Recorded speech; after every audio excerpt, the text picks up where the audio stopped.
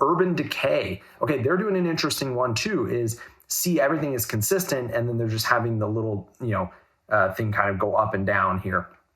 What I did notice here, and I'm on a big screen, I cannot even really read the, okay, I thought it skipped now. It says shop now, and then below, I don't even know what that says.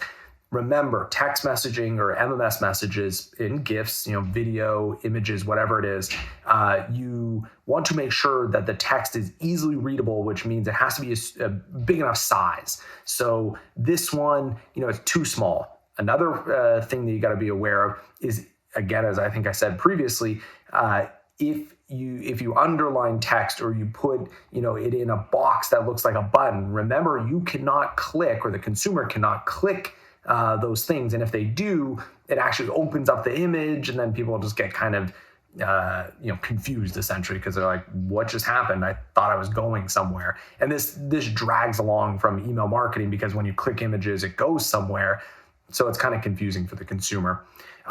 Also, one thing I'm noticing here, great use of line or paragraph breaks, but holy, that start of the message there is so crazy. No, it's all capital letters. It all blends together.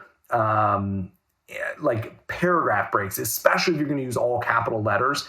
I'm not even going to read it, because I don't want to read it. It makes me like, oh, that's so much to read. I do like how it says shop now. It's a really great call to action. It's really easy. They're using the bit.ly link.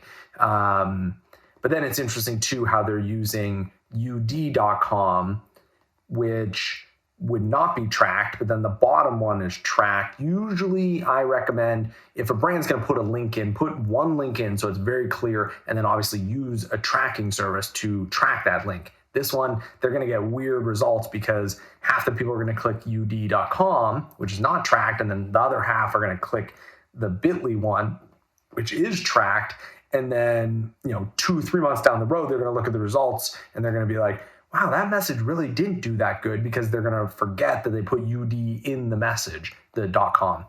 So break up this message, like either reduce the copy or break it up, or even if you did not use capital letters for the whole thing, you still got to break it up, and you still got to, it's just too much text.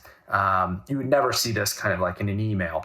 So again, use some of the concepts you use in email. I do like how they put the text help for help stop.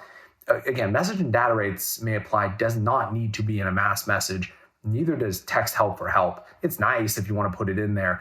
And I guess you do have the characters with an MMS, so why not?